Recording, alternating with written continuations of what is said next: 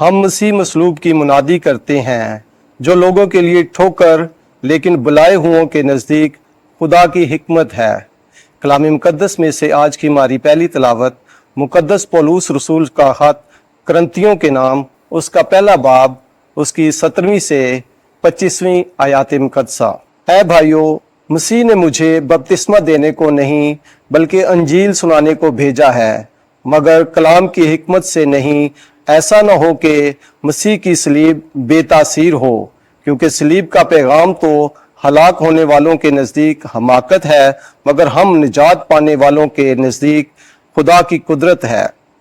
क्योंकि लिखा है कि मैं दानिशमंदों की दानिश को नेस्त और अक्लमंदों की अक्ल को रद्द कर दूंगा। कहाँ है दानिशमंद, कहाँ है फकीह, कहाँ है इस दुनिया का मुबाहिस? क्या खुदा ने इस दुनिया की हिकमत को हमाकत नहीं ठहराया? इसलिए कि जब खुदा की हिकमत के मुताबिक दुनिया ने अपनी हिकमत से खुदा को ना पहचाना, तो खुदा को ये पसंद आया कि मुनादी की हिमाकत के इस वसीले से ईमान लाने वालों को निजात दे।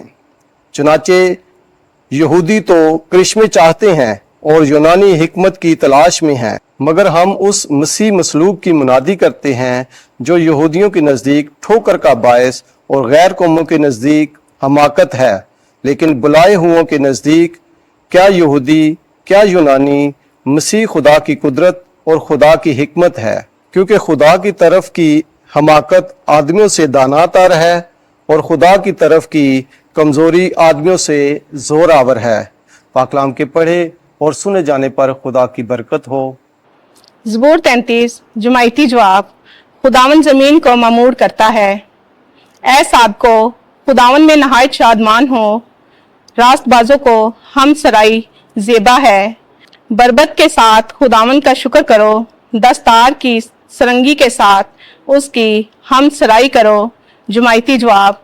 खुदावन ज़मीन को ममूर करता है, क्योंकि खुदावन का कलाम रास्त है और उसके सब काम वफादारी के हैं। सदाकत और इंसाफ उसे पसंद है। ज़मीन खुदावन की शफकत से ममूर है। जुमाइती जवाब। खुदावन ज़मीन को ममूर करता है। खुदावन की तजवीज़ अब तक कायम रहती है और उसके दिल की तदबीर नस्ल दर नस्ल। जुमाइती जवाब। खुदावन ज़मीन को ममूर करता है।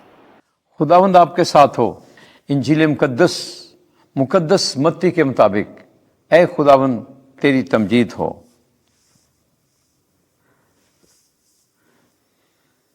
पच्चीसवां बाब पहली आयत से लेकर 13वीं आयत तक। दुल्हा आ पहुंचा है, उसे मिलने को जाओ।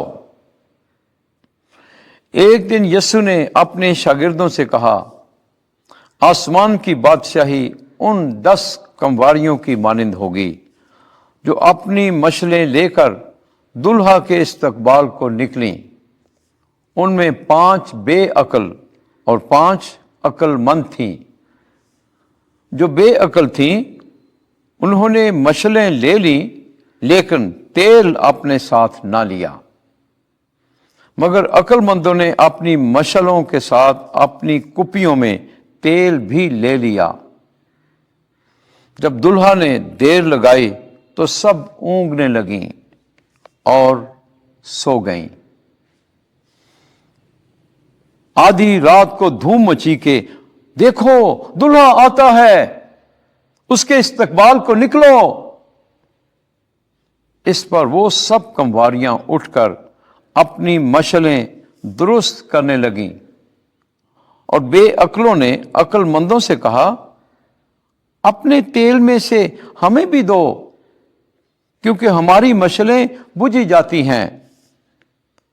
अक्लमंदों ने जवाब में कहा, शायद हमारे और तुम्हारे दोनों के लिए काफी ना हो, इसलिए बेहतर यह है कि बेचने वालों के पास जाओ और अपने वास्ते खरीद लो।